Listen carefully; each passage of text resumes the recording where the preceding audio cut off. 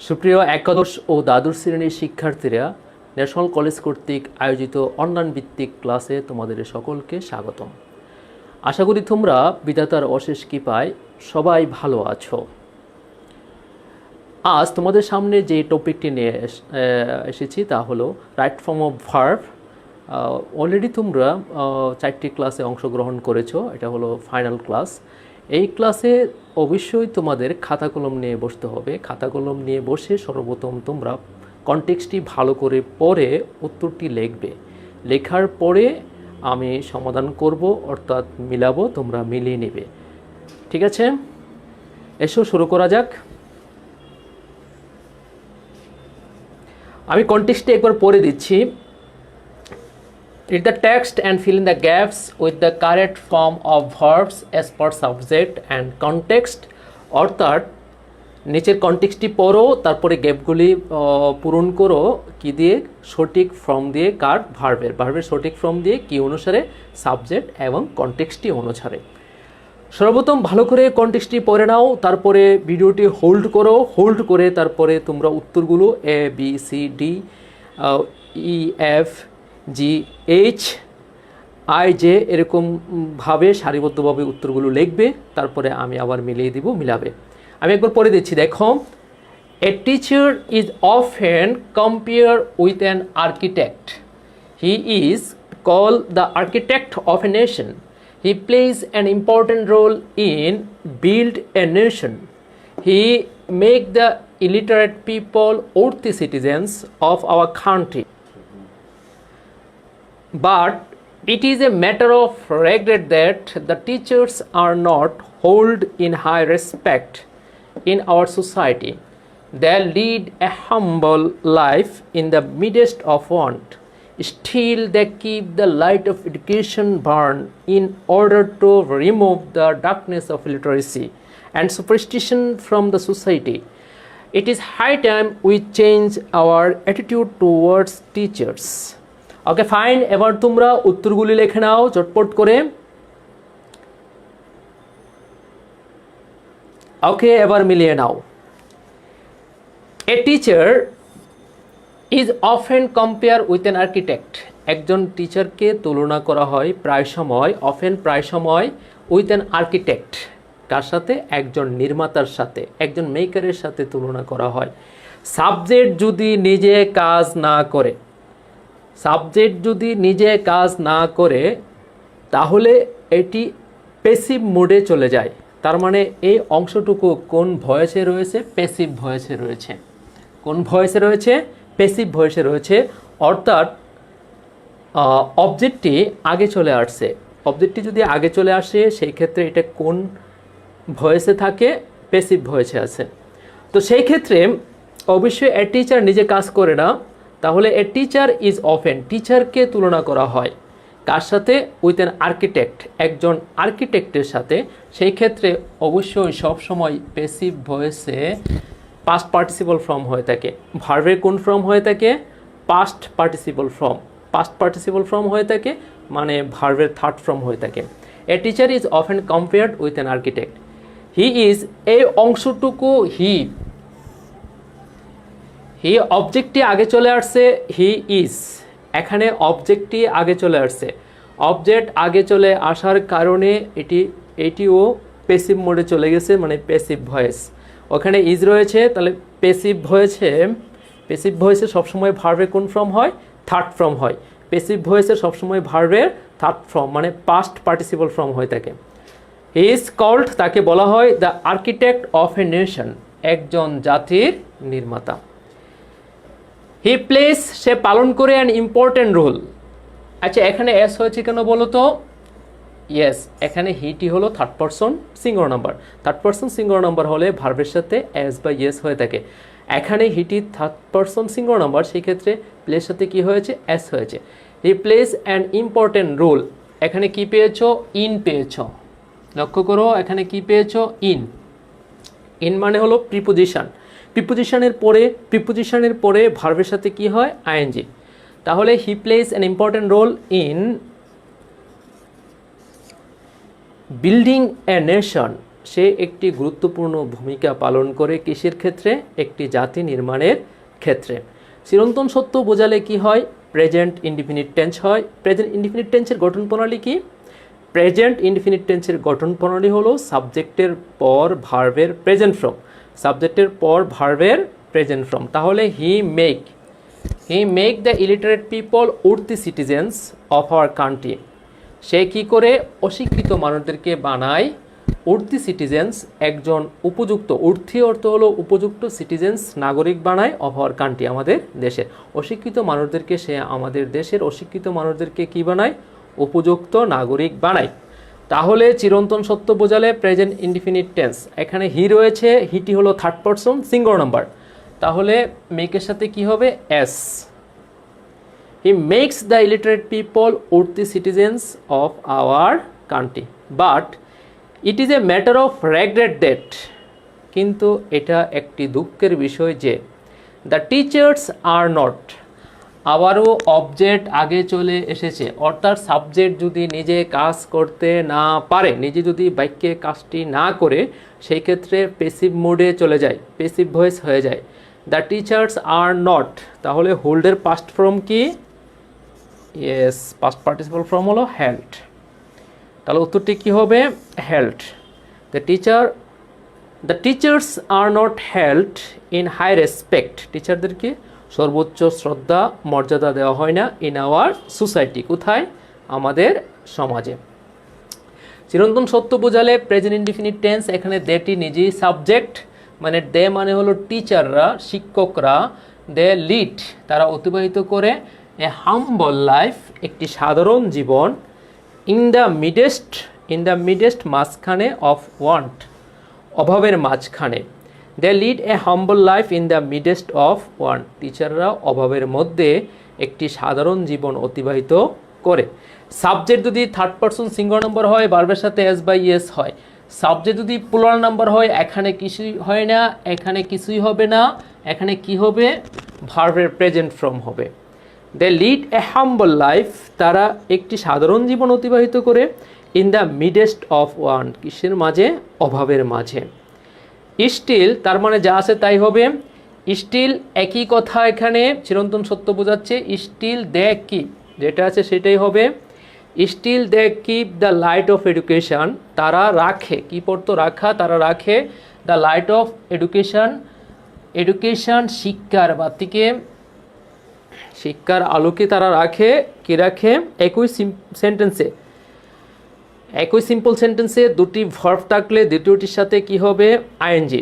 একই সিম্পল সেন্টেন্সে দুটি ভার্ব থাকলে একটির সাথে কি হবে? আইএনজি, মানে প্রেজেন্ট পার্টিসিপল হবে। তোমরা জানো যে পার্টিসিপল তিন প্রকার, present participle, past participle and perfect participle. Present পার্টিসিপলটা কখন হয়? যদি কেউ কোনো কাজে রত থাকে তখন প্রেজেন্ট পার্টিসিপল হয়। যেমন I saw the boys playing in the field, আমি বালকদেরকে দেখলাম মাঠের মধ্যে খেলতেছে, তারা খেলার মধ্যে রত।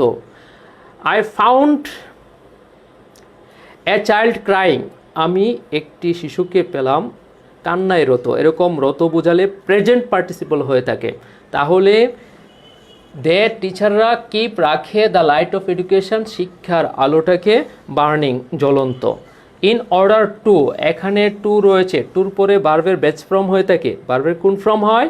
ভার্বের বেচ ফর্ম হয়, তার মানে ভার্বের প্রেজেন্ট ফর্ম হয়। এখানে রিমুভটি প্রেজেন্ট ফর্মেই রয়েছে, তার মানে যা আছে তাই হবে, যা আছে তাই হবে। ইন অর্ডার টু রিমুভ, দূর করার উদ্দেশ্যে তারা কি করে? শিক্ষার যে আলো আছে এটাকে জ্বলন্ত রাখে, কিসের উদ্দেশ্যে? ইন অর্ডার টু রিমুভ, দূর করার উদ্দেশ্যে, দ্য ডার্কনেস, অন্ধকারটাকে, অফ ইলিটারেসি, নিরক্ষরতার অন্ধকারকে দূর করার উদ্দেশ্যে তারা কি করে? তারা শিক্ষার আলোটাকে জ্বলন্ত রাখে। অ্যান্ড সুপারস্টিশন অর্থ হলো কুসংস্কার। বলো, সুপারস্টিশন অর্থ কি? কুসংস্কার। আরেকটা ইংরেজি আছে প্রিজুডাইস, কুসংস্কার। Of illiteracy and superstition from the society, সমাজ থেকে। It is high time, it is right time, it is proper time. It is high টাইমের একটি রুল রয়েছে, নিয়ম রয়েছে। It is high time, it is right time, it is proper time. এদের পরে past indefinite tense হয়। এদের পরে কোন টেন্স হয়? এদের পর যদি সাবজেক্ট থাকে, দেখো ইট ইজ হাই টাইমের পরে একটি সাবজেক্ট রয়েছে, ইট ইজ হাই টাইমের পরে কি রয়েছে, একটি সাবজেক্ট রয়েছে। It is high time, it is right time, it is proper time, এদের পরে সাবজেক্ট থাকলে তার পরের অংশে পাস্ট ইনডিফিনিট টেন্স হয়। তাহলে it is high time we changed, উত্তরটি কি হবে, we changed our attitude towards teachers. আশা করি তোমরা উত্তরগুলি মিলিয়ে নিয়েছো। এখন জাজ yourself, evaluate yourself, কত মার্ক পেয়েছো তোমরা জানো যে এখানে 10টি gap and every gap contents half mark and then the whole context contents 5 mark and out of 5 কত মার্ক তোমরা পেয়েছো নিজেকে একটু মূল্যায়ন করে দেখো, ভুলগুলো আবার আরেকবার দেখো, ঠিক আছে, এবং পরবর্তী কনটেক্সটিতে যাওয়ার জন্য তোমাদেরকে নির্দেশ দেওয়া হলো। সেকেন্ড কনটেক্সটটি পড়ো, পড়ার পরে তোমরা খাতার মধ্যে উত্তরটি লিখবে A B C D E F G H এরকম করে। তারপরে যখন আমি সলভ করব, সমাধান করব, তখন তোমরা মিলিয়ে নিবে এবং কোথায় কী কারণে ভার্বের পরিবর্তনটি হয়েছে এবং সঠিক ভার্বটি কেন হয়েছে এতটুকু তোমরা শুনবে মনোযোগ সহকারে। ওকে, কনটেক্সটটি একবার পড়ে দিচ্ছি, তারপর তোমরা উত্তরটি লিখবে খাতায়। A mother is a supreme gift bestowed upon us by Allah. She exercises an undeniable influence in mold the character of a child and also in shape its future destiny. A mother is regarded as the best teacher, guide and protector. An educated mother can manage the family in far better way than a mother who has had no schooling. She be more interested in get her children educated. So it is often said that the hand that rule the cradle rule the world. ঠিক আছে, এবার তোমরা উত্তরটি লিখে নাও, জটপট করে তাড়াতাড়ি করে লিখে নাও।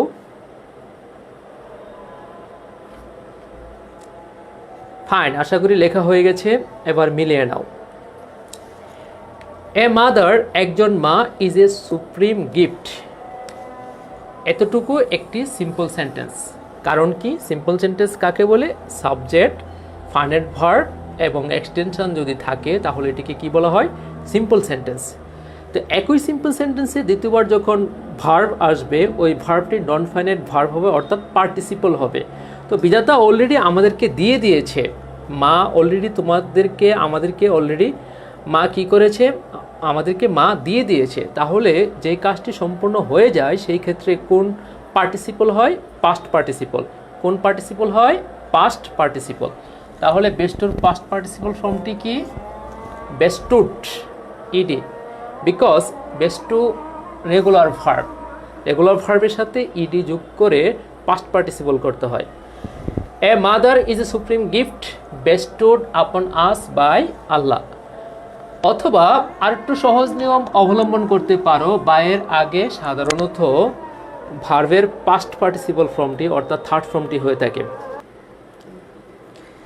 এবার বি নাম্বারে চলে আসো। সে এক্সারসাইজ অ্যান্ড আনডিনেবল ইনফ্লুয়েন্স, সে একটি গুরুত্বপূর্ণ অনস্বীকার্য ভূমিকা পালন করে in mould the character of a child and also in shape it's future destiny. 2 line মিলে হলো একটি সেন্টেন্স।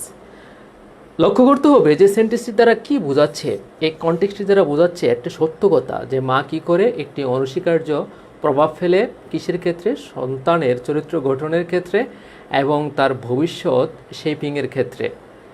ভবিষ্যতে যে ফিউচার যে ডেস্টিনি আছে, ডেস্টিনি অর্থ হলো ভাগ্য, তার ভবিষ্যৎ যে ভাগ্যটা আছে সেটাকে কি করার ক্ষেত্রে, আকার আকৃতি দেওয়ার ক্ষেত্রে। তাহলে সত্য বা চিরন্তন সত্য কথা বোঝালে সেটি কি হয়, প্রেজেন্ট ইনডিফিনিট টেন্স হয়। আর সেটি হলো third person singular number. Present indefinite টেন্সের গঠন কি, স্ট্রাকচারটি হলো সাবজেক্টের পরপরই ভার্বের প্রেজেন্ট ফর্ম। তাহলে সে exercises, she exercises an undeniable influence in. Look at the word here, in is preposition. What is in? In is here preposition. So after preposition you should add ing to verb. তোমাদের ভার্বের সাথে কি করতে হবে, ing যোগ করতে হবে। তাহলে ইনের পরে কি হবে? ভার্বের সাথে আইএনজি, কারণ ইন হলো প্রিপোজিশন, প্রিপোজিশনের পরে ভার্ব আসলে ভার্বের সাথে কি হয়? আইএনজি হয়। তাহলে উত্তরটি হবে moulding. She exercises an undeniable influence in molding the character of a child. সে একটি গুরুত্বপূর্ণ ভূমিকা পালন করে কিসের ক্ষেত্রে? দ্য ক্যারেক্টার গঠনের ক্ষেত্রে, অফ এ চাইল্ড, একটি শিশুর চরিত্র গঠনের ক্ষেত্রে। অ্যান্ড অলসো ইন, এবং সে আরও গুরুত্বপূর্ণ ভূমিকা পালন করে ইন, তারপরে কি হবে? ভার্বের সাথে অবশ্যই আইএনজি, কারণ ইনটি হলো preposition. And also in shaping it's future destiny. A mother, আগেই তোমরা শিখেছ যে সাবজেক্ট নিজে কাজ না করলে পেসিভ মোডে পেসিভ ভয়েস হয়ে যায়। তাহলে এ মাদার, মাকে ধরে নেওয়া হয় কি হিসেবে? দ্য বেস্ট, এস অর্থ হলো হিসেবে, S the best teacher, guide and protector. মা হলো সবচেয়ে বড় শিক্ষক, গাইড পথপ্রদর্শক, অ্যান্ড প্রোটেক্টর এবং রক্ষাকারী। তো সেই ক্ষেত্রে এখানে সাবজেক্ট নিজে কাজ করছে না, তার মানে এখানে এ মাদারটি অবজেক্ট হিসেবে কাজ করতেছে। তাহলে পেসিভ মোডে সবসময় ভার্বের থার্ড ফর্ম হয়ে থাকে, অর্থাৎ পাস্ট পার্টিসিপল ফর্মটা কি? রিগার্ডেড। রিগার্ডটি হলো regular verb. A mother is regarded as the best teacher, guide and protector. An educated mother can manage, একজন এডুকেটেড, একজন শিক্ষিত মা ক্যান, পারে, ম্যানেজ, চালিয়ে নিতে, পরিচালনা করতে, দ্য ফ্যামিলিটাকে, ইন ফার বেটার ওয়ে, অত্যন্ত ভালোভাবে, দেন তুলনায়, এ মাদার হু হ্যাজ, ওই মার তুলনায় যার কোনো লেখাপড়া, নো স্কুলিং, যেই মার কোনো লেখাপড়া নেই, ওই মায়ের তুলনায় একজন শিক্ষিত মা ভালোভাবে তার পরিবার কি করতে পারে? পরিচালনা করতে পারে। হ্যাজের পরে হ্যাভ, হ্যাজ, হ্যাডের পরে ভার্বের থার্ড ফর্ম হয়, হ্যাভটি এখানে প্রিন্সিপাল ভার্ব। তাহলে হ্যাভের থার্ড ফর্মটি কি? হ্যাভের পাস্ট পার্টিসিপল ফর্মটি কি? Have, had, had. তাহলে এখানে উত্তরটি কি হবে? হ্যাড। উত্তরটি কি হবে? হ্যাড। উত্তরটি কি? Had. Who has had no schooling, she, third person singular number, এখানে বি ভার্ব বসাইতে বলা হয়েছে, চিরন্তন সত্য কথা, প্রেজেন্ট ইনডিফিনিট টেন্স। শির সাথে কি বসবে? অবশ্যই ইজ ব্যবহার হবে। শির সাথে কি হয়? ইজ হয়। She is. ভিভার্বগুলো কি কি? Am is, are, was, were, been. আর চিরন্তন সত্য হিসেবে কি হবে? Is. She is more interested in, আবার এখানে ইন প্রিপোজিশন পেয়েছ, ইনের পরে ভার্বের সাথে কি হবে? আইএনজি। গেটিংয়ে ডাবল টি হয়, getting double T. In getting her children educated. So it is often said, so it is often said, it is often said, যখন কোনো সেন্টেন্সে এরকম পাবে, যখন কোনো সেন্টেন্সে it is often said that এরকম পাবে, তখন পরবর্তীটি অধিকাংশ ক্ষেত্রেই কি হয়ে থাকে? প্রবাদ প্রবচন হয়ে থাকে। দ্য হ্যান্ড ড্যাট, এখানে তাই হয়েছে, দ্য হ্যান্ড ড্যাট যেটা। So it is often said that, the hand that. ড্যাটটি হলো রিলেটিভ প্রনাউন। রিলেটিভ প্রনাউনগুলো কী কী? হুইচ, দ্যাট, হু, এই তিনটি হলো রিলেটিভ প্রনাউন। এদের ক্ষেত্রে পরবর্তী ভার্ব কি হবে? আগে, দ্যাটের আগে কি আছে? দ্যাটের আগে মানে পূর্ববর্তী সাবজেক্ট অনুসারে দ্যাটের আগে রয়েছে the hand, third person singular number, the hand third person singular number. তাহলে দ্য হ্যান্ড এরপরে দ্যাট, দ্য হ্যান্ডটি থার্ড পারসন সিঙ্গুলার নাম্বার, সেই হিসেবে রুকের সাথে কি হবে? S. That the hand that rocks the cradle, cradle অর্থ হলো দোলনা। দ্য হ্যান্ড হাত, দ্যাট যেটা, রোকস দ্য ক্র্যাডল দোলনায় দুল দেয়। রোল একই নিয়ম, এখানেও হবে এস, কারণ এর সাবজেক্ট হলো দ্য হ্যান্ড। ওই হাতটি কী করে? রুলস দ্য ওয়ার্ল্ড, সারা বিশ্বকে শাসন করে। আবার প্রবাদটি শিখি, এটা প্রায়ই বলা হয় যে হাত দোলনায় দুল দেয় সে হাত কি করে? রাজ্য শাসন করে। তার মানে একটি সন্তানকে গঠন করার পিছনে মায়ের ভূমিকা অপরিসীম, আর সেই মায়ের ভূমিকা অনস্বীকার্য। আর সেই মা সন্তানকে দোলনায় দুল দেয়, অর্থাৎ লালন পালন করে। আর ওই সন্তান একসময় বিশ্ব শাসন করে, যদি সে যথার্থ সন্তান হয়ে থাকে, উপযুক্ত সন্তান হয়ে থাকে। এর পিছনে কার হাত কাজ করে? মায়ের হাত কাজ করে। The hand that rocks the cradle rules the world. Here the hand থেকে শুরু করে দ্য ওয়ার্ল্ড পর্যন্ত এটি একটি প্রবচন, মনে রাখবে। ওকে, পরবর্তী কনটেক্সটে চলে আসো। এখন আমরা 3 নম্বর কনটেক্সটটি পড়ব, পরে পুনরায় কী করবে, উত্তরগুলি তোমাদের খাতায় লিখবে। ভিডিওটি হোল্ড করে তোমাদের খাতার মধ্যে উত্তরগুলো ABCD দিয়ে লিখবে। তারপরে আমি যখন উত্তর বলবো তখন মিলিয়ে নিবে এবং কোথায় কেন কোন ভার্বটি হয়েছে এগুলো ভালো করে মনে রাখবে। কনটেক্সটে একবার পড়ে দিচ্ছি, দেখো। Today we be a free nation, we have to take great pains to achieve freedom. The war of liberation take place in 1971. People from all walks of life come forward and got involved in the war directly and indirectly. Many a man killed in the battlefield. They never flee from the battlefield, show their backs. Rather, all of them contribute much to gain independence. ওকে, তাড়াতাড়ি করে উত্তরগুলো লিখে ফেলো, এবার মিলিয়ে নাও। এখানে কি আছে? Today মানে বর্তমানে, উই আমরা। বর্তমান টুডে কথাটি থাকলে, টুডে এট প্রেজেন্ট এই কথাগুলো থাকলে ধরে নেবে এটি প্রেজেন্ট ইনডিফিনিট টেন্স। এটি কোন টেন্স? এটি হলো প্রেজেন্ট ইনডিফিনিট টেন্স। বি মানে হলো be verb, am is are. Present indefinite tense উইর সাথে কি হবে? অবশ্যই আর হবে। উই আর, উত্তরটি কি হবে? We are. Today we are a free nation, বর্তমানে আমরা একটি স্বাধীন জাতি। We to take great pains to achieve freedom.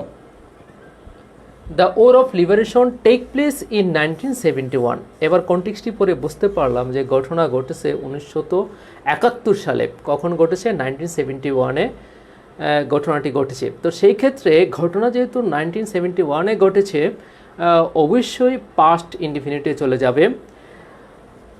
লক্ষ্য করো, অতীত নির্দেশক কোনো সাল থাকলে, অতীত নির্দেশক কোনো সাল বা তারিখ থাকলে এটি কোন টেন্স হয়? পাস্ট ইনডিফিনিট টেন্স হয়। অতীত নির্দেশক কোনো সাল থাকলে কোন টেন্স হয়? Past indefinite. সাবজেক্টের পরপরই ভার্বের কোন ফর্ম হবে? Past form. তাহলে হ্যাভ ভার্বের পাস্ট ফর্ম কি? Have, has, had, had. তাহলে we had to take great pains, আমাদের অনেক বেদনা সহ্য করতে হয়েছে। টু অ্যাচিভ, অর্জন করার জন্য, অর্জন করতে, ফ্রিডম, স্বাধীনতা। The war of liberation take place in 1971, কত সাল? 1971 সাল। অতীত নির্দেশক সাল থাকলে পাস্ট ইনডিফিনিট। সাবজেক্টের পরপরই ভার্বের past form. The war of liberation, এখানে টেকের জায়গায় কি হবে? Take, took, taken. Take, took, taken. The war of liberation took place in 1971. People from all works of life, সর্বস্তরের জনগণ। People from all works of life, সর্বস্তরের জনগণ তখন কি করেছিল? কত সালে? 1971 সালে। তাহলে কামের পাস্ট ফর্ম কি হবে? কেম ফরওয়ার্ড, এগিয়ে এসেছিল। অ্যান্ড গট, গেটের পাস্ট ফর্ম কি? গট। গটের পরে সবসময় পাস্ট পার্টিসিপল ফর্ম হয়। কোন ফর্ম হয়? পাস্ট পার্টিসিপল ফর্ম, মানে ভার্বের থার্ড ফর্ম হয়। গটের পরে ভার্বের কোন ফর্ম হয়? থার্ড ফর্ম হয়। তাহলে many a man come and got involved in the war directly and indirectly, প্রত্যক্ষ এবং পরোক্ষভাবে সর্বস্তরের মানুষরা বের হয়ে আসলেন, এগিয়ে আসলেন এবং তারা যুদ্ধে জড়িয়ে পড়লেন। মেনি এ ম্যান, এই জায়গাটা লক্ষ্য করো। মেনির পরে যদি এ থাকে তখন সিঙ্গুলার ভার্ব হবে, আর সাবজেক্ট যদি নিজে কাজটি না করে সেই ক্ষেত্রে প্যাসিভ মোডে চলে যায়। মেনি এ ম্যান, অনেকের মধ্যে একজন। এখানে এ ম্যান থাকার কারণে মেনির পরে সিঙ্গুলার সাবজেক্ট থাকলে অবশ্যই ভার্বটি সিঙ্গুলার হবে।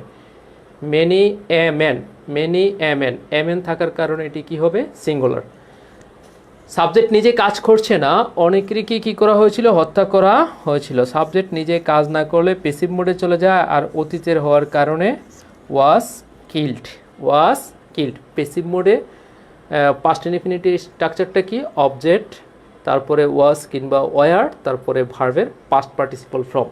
তাহলে many a man was killed in the battle field, they never, তারা কখনো না, তারা কি পলায়ন করেছিল যুদ্ধের ময়দান থেকে, যুদ্ধক্ষেত্র থেকে তারা পলায়ন করেছিল? না, তারা যুদ্ধ ময়দান থেকে পলায়ন করে নাই। আর ঘটনা কখনকার? 1971 সালের।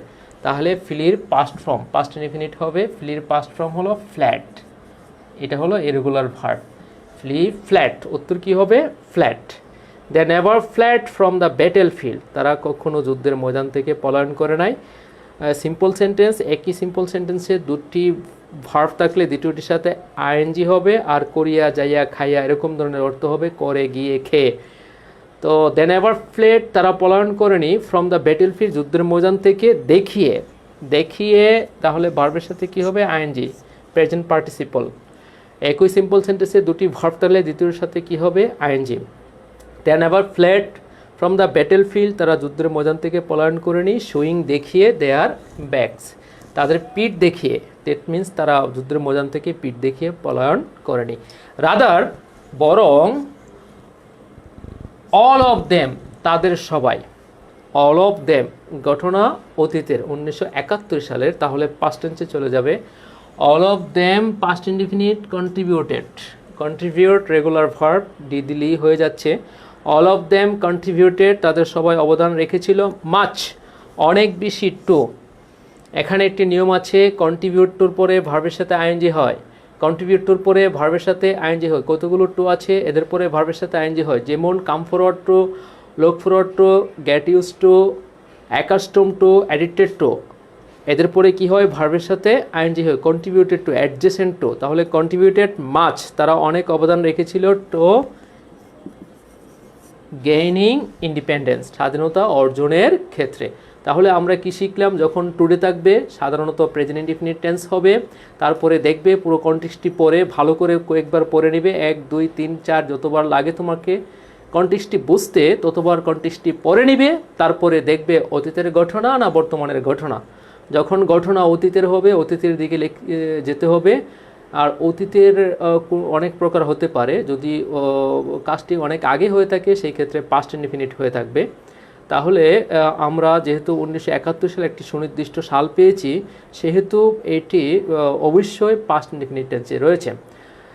তাহলে উত্তরগুলো কি হলো? এর উত্তর হলো আর, টুডে থাকার কারণে। বির উত্তর হলো had, to take great pains to achieve freedom. সির উত্তর হলো টোক। ডির উত্তর হলো people of all works of life came forward and গটের পরে ভার্বের third form, involve in the word directly and indirectly. Many a man, অনেকের মধ্যে একজন, এ ম্যান থাকার কারণে আর এটি প্যাসিভ মোডে হয়ে যাওয়ার কারণে। Was killed in the battle field, they never, ফ্লির পাস্ট ফর্ম হলো fled, from the battle field. একই সিম্পল সেন্টেন্সে দুটি ভার্ব থাকলে একটির সাথে আইএনজি অর্থাৎ প্রেজেন্ট পার্টিসিপল হবে, গিয়ে, করে, খেয়ে, দেখিয়ে এরকম ধরনের অর্থ হবে। They never fled from the battle field showing their backs. Rather, all of them contributed much to, contributed টুর পরে ভার্বের সাথে আইএনজি, গেইনিং ইন্ডিপেন্ডেন্স। প্রিয় শিক্ষার্থীরা, এখানে আমরা রাইট ফর্ম অফ ভার্বের যে কন্টেক্সটগুলো যতগুলো প্র্যাকটিস করার দরকার প্র্যাকটিস করে শেষ করলাম। এরপরে যদি তোমাদের কোনো জায়গায় বুঝতে কোনো অসুবিধা হয় অবশ্যই মেসেজের মাধ্যমে, কমেন্ট বক্সের মাধ্যমে আমাদেরকে জানাবে। আর যদি আরও ক্লাসের প্রয়োজন হয় তাও আমাদেরকে জানাবে। ঘরের ভিতরে থাকো, নিরাপদে থাকো, স্বাস্থ্যবিধি মেনে চলো। আল্লাহ হাফেজ।